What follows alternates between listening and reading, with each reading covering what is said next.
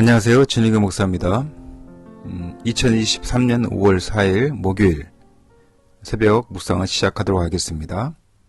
오늘 함께 보실 말씀은 민수기 22장 21절에서 35절까지 있는 말씀입니다. 제목은 나기보다 나은 인생을 위해입니다. 오늘 말씀을 통해서 하나님이 나를 부르신 것은 대언하기 위한 것이니 소유를 버리고 충성스럽게 소임을 다하자는 그 주제를 잘 아셨으면 좋겠습니다. 오늘 나귀와 관련된 소동을 통해서 가르치시는 바가 있는데요. 그것이 무엇인지 본문을 통해서 한번 살펴보도록 하겠습니다. 오늘 보신 민수기 22장 21절에서 35절 말씀을 보면 성경에서 짐승들이 말을 하는 경우는 두 번이 나오는데요. 에덴 동산에서 뱀이 말을 했고요. 오늘 본문에서 나귀가 말을 한 장면이 나옵니다. 말하는 나귀의 모습은 발람 이야기 전체에서 아주 중요한 기능을 하는데 선지자로 알려진 발람은 보지 못합니다. 그러나 정작 당나귀가 세 번에 걸쳐 하나님의 사자를 보고 피하고 있기 때문에 매우 중요한 기능을 하고 있다고 볼 수 있습니다. 말하는 당나귀 이야기는 결국 발람이 앞으로 행하게 될 일을 예표하고 있다고 볼 수 있는 것이죠. 오늘 본문 말씀을 통해서 좀 더 깊이 들여다보자면 발람에게 가도록 허락하신 하나님께서 모압 고관들과 함께 가는 발람에게 진노를 하십니다. 분명 보내신 하나님의 마음과 가는 발람의 마음이 달라졌기 때문일 것입니다.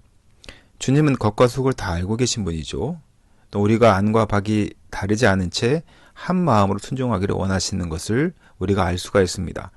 오늘 축복의 사람이 내일은 저주의 사람이 될 수 있는 것이죠. 불순종의 마음에 고난을 주시고 패배를 주시고 좌절을 주시는 분이 바로 하나님이십니다. 우리를 저주의 사람에서 축복의 사람으로 변화시키려고 손쓰시는 것이라는 것, 이 사실을 믿었으면 좋겠습니다. 여호와의 사자를 보내서 발람의 길을 막으십니다.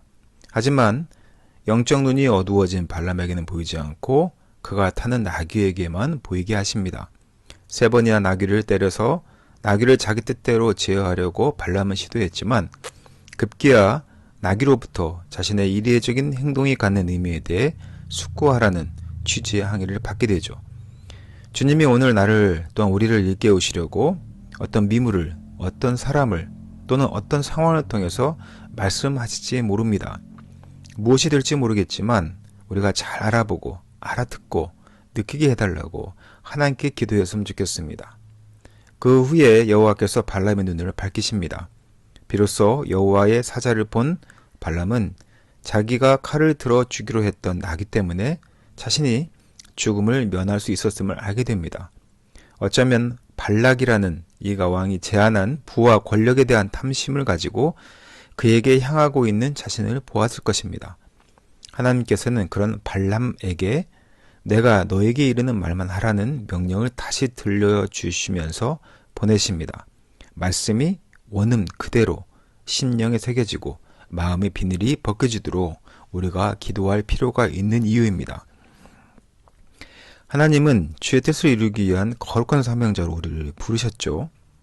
대언이 아닌 소욕을 이루기 위한 길로 변질시킨다면 우리의 사역과 또한 사명을 그렇게 변질 또한 변화시킨다면 분명 징계하실 것입니다.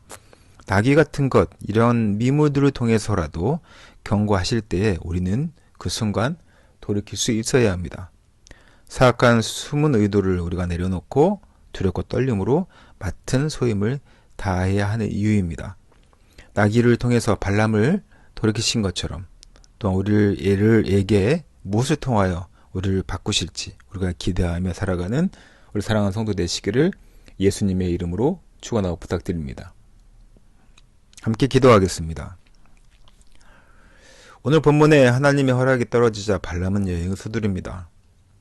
이르는 말만 준행하라는 경고의 안중이 없이 떠나는 발람에게 하나님은 나귀까지 동원해서 경고하는 장면이 나옵니다. 하나님께서 우리에게 말씀하신 바대로 또 우리가 살아가야 할 바를 분명히 알지만 우리가 어느새 하나님의 말씀이 아닌 자신의 생각대로 자신의 소욕대로 따르는 우리의 모습을 보게 됩니다. 미물을 통해서라도 우리를 변화시킬 때, 경고하실 때 돌이켜서 하나님 앞에 두렵고 떨림으로 나아가는, 그래서 맡은 소임을 다하는 사랑하는 제2교회 성도되도록 주님 함께하여 주시옵소서. 이 모든 말씀 거룩하신 예수님 이름으로 기도드렸습니다. 아멘.